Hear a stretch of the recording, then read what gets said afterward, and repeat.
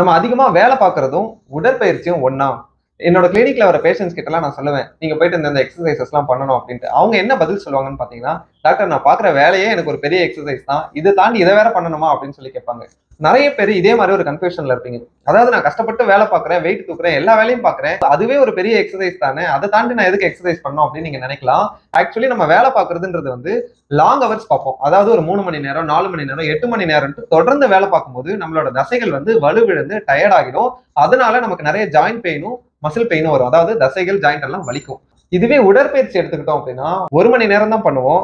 அது நம்ம தசைகளை வலுவாக்குறதுக்கும் தசைகளை வந்து புத்துணர்ச்சி அடைய வைக்கிறதுக்கும் ஹெல்ப் பண்ணும். சோ உடற்பயிற்சின்றது ஷார்ட் டேர்ம்ல பண்ணக்கூடியது, வேலைன்றது வந்து நீண்ட நேரம் பண்ணக்கூடியது.